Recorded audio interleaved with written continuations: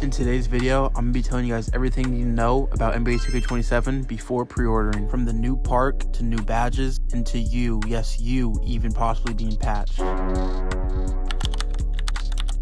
What's good YouTube, it's just Don back with another video, and as you guys heard in the intro, I'm going to be telling you guys everything we know about NBA 2K27 so far and whether or not you should pre-order it. With early release now being just under a month away, 2K27 is coming up fast. I know some of you may still be on the fence on whether or not to buy it, or you just want to be updated with all the news and everything that we know so far. Lucky for you guys, I've gathered literally everything we could possibly know about the game so far, and it's going to be all in this video. So you guys are going to want to stick around to this video till the end, because I saved the best news for last. But real quick before we start the video, I just want to say that 96% of you guys that watch my videos are not subscribed, so I'd appreciate it a lot if you just went down there and subscribed. It's completely free. I'm trying to hit 1,000 subscribers before NBA 2K27 comes out, because we're gonna be going crazy and posting all year in 2K27. You guys don't want to miss out. But anyway, I don't want to waste any more time, so let's get right into the video. So the first thing we're gonna be talking about in this video is the AI defense. As you guys know, if you played 2K27 in the rec, or just in general in any game mode, the AI defense and offense, but especially the defense,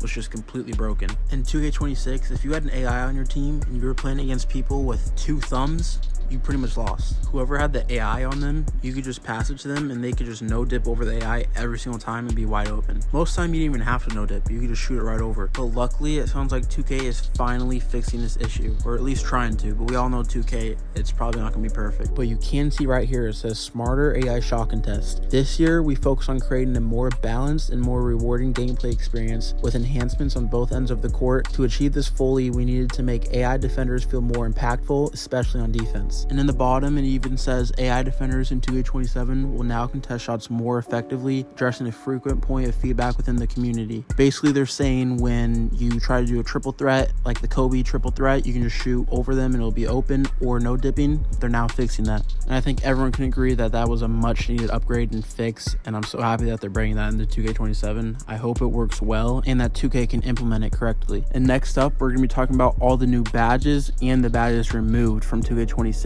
going into 2K27. So 2K27 will have a total of 53 badges compared to 2K26's 40, but they added 19 new ones and took 6 old ones from this year out. And 2K has only confirmed and showed us 3 new badges for this year in 2K27, and those badges are going to be Pace, Wall Up, and Flash. However, based off of the description of these badges, Pace and Wall Up seem to be just renamed versions of Lightning Launch and Challenger, but Flash does seem to be completely new, as we've never had a badge like that controls your overall speed of movement, pretty much just like an extra speed attribute. New badges and uniqueness is always a good thing in the game, so I'm excited to see what the new badges are, and hopefully they're actually good. And speaking of things you apply to your build, cap breaker previews will finally be in the game. Now, if you guys don't know what that means, that basically is just a quality of life improvement, and basically what it does, it makes it so you don't have to completely finish a build and go through all the cutscenes and get to your my court and go into your progression and cap breaker screen, only to find out your cap breakers don't quite work how you thought they would, and then having to go back, exit out, go to the menu, make a new build, complete it, tweak a few things, and see how your cap breakers are on that. It was a small, tedious, but very annoying thing in 2K26, so I'm glad that they're fixing it in 2K27, and you can now see how all your cap breakers will work as you're making your build. And the full breakdown of this all, as you can see, 2K wrote here, cap breakers are returning for NBA 2K27, and based on community feedback, players can now see a preview of the attribute boost directly in the builder. Gone are the days of creating builds and entering the city repeatedly just to find the most optimized cap breaker layout. So yeah, this is a big W for 2K27, and I'm excited to be able to use it. Next up, we're going to talk about something they tried to fix this year, but they just completely failed at, and was really bad and broken, and overall just a bad feature in the game, and that is the dunk meter. As you guys know, the dunk meter in 2K26 was completely broken and did not work at all. They tried making it new this year and adding dynamic meters to dunks, which if you guys don't know what that means, it pretty much just means that the meter, like the green window, was supposed to shrink and enlarge based on players around you while you're in the air for your dunk, but they messed it up completely, and they only made it so that way your green window shrinks but never enlarges. But this year they claim that they're going to be fixing it and making it so it actually works correctly, but like always, you know, 2K, so we'll see how it goes. They like adding the word dynamic to everything to make it sound cooler than it actually is, when it's really just shit and doesn't work at all. But again, hopefully they actually can fix it this year and everything works good. But along with the quote-unquote improved dunk meter, they also made it so that every dunk you take is now time-based, which means now even if you're wide open with no one near you and you hold square to do a safe dunk, you still have to time it and your meter will pop up. But they also did say it's still gonna be very easy to time it. If you're wide open, it's almost impossible to miss it. So I think it's an overall good thing. As long as the dunk meter actually works and they did improve it, I think this could be great. But then again, that's just me. So you guys let me know down below what you guys think. The full in-depth article says, this year we're adding a new layer of skill to finishing at the rim. All dunk attempts must now be timed with the dunk meter, blah, blah, blah. For NBA 2K27, we've made the meter fully dynamic and created more realistic outcomes. There's the word dynamic again that they love to use, which isn't always a bad thing. This all sounds great, but it's up to how it's implemented into the game. So we'll see how 2K does. Next thing we're gonna be talking about is very important for all types of players and all different skill levels, and that's the fact that there's a sign in the 2K Mart, which 2K released and leaked, that says left right cheese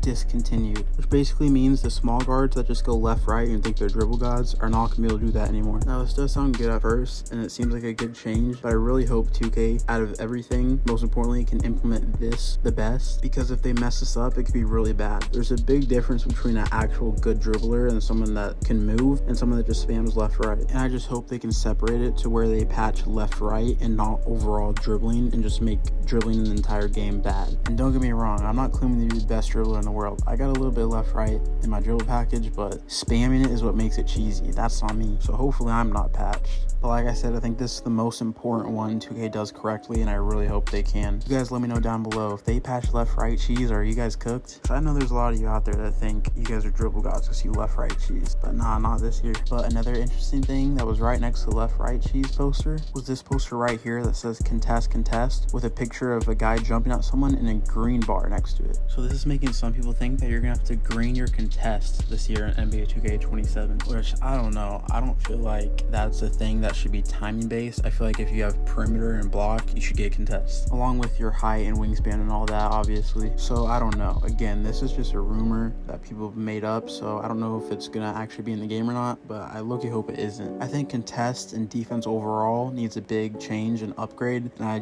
just don't think this is the way to do it. But I don't know, maybe this would be a good thing. You guys let me know down below what you think. If you guys remember earlier, I said I saved the best for last, so that's exactly what I did, because next we're gonna be talking about the new city in the park. 2K announced that they're officially adding Rucker Park to 2K27. Only thing is though, it's only in game modes that are offline, like My Career and Street Kings, which is a big disappointment because I know me and a lot of other people in the 2K community really wanted Rucker Park as one of the places you can actually play in the park. But instead they made it fully offline. In their article it says the mecca of street basketball is coming to 2K27. Rucker Park, the legendary New York City court, has been recreated in game, bringing iconic culture, history, and swagger to Street Kings in this year's packed My Career prelude story, Fire and Concrete. So it sounds like the My Career is actually gonna be pretty cool, but again, I do wish it was in online game modes as well. I don't think this is an automatically bad thing as long as the park is also cool and has the same level of uniqueness as Rucker Park. And finally, the city. For NBA 2K27, they're running back the same layout and pretty much the same city, but with a nighttime and neon theme to it. Again, I don't think this is automatically bad. I don't care as much about the overall city. I do think the layout was fine. I care more about the park and where we actually play basketball. Another way to look at it is they put less time and effort into the city layout and more time into gameplay and making the game actually better. So hopefully that is what they're doing and this game can be amazing. This is an AI generated picture of what the new park in 2K27 could look like, as you can see with the nighttime and neon theme. Honestly, I think this looks pretty cool, and like I said, I don't care as much about the layout in the city. I care more about multiplayer environments. So yeah, let me know down below what you guys think about all this news and whether or not you're pre-ordering NBA 2K27 or not, or if you already have. I hope you guys enjoyed this video and learned more about the game, and other than that, it's Dom and I'm out.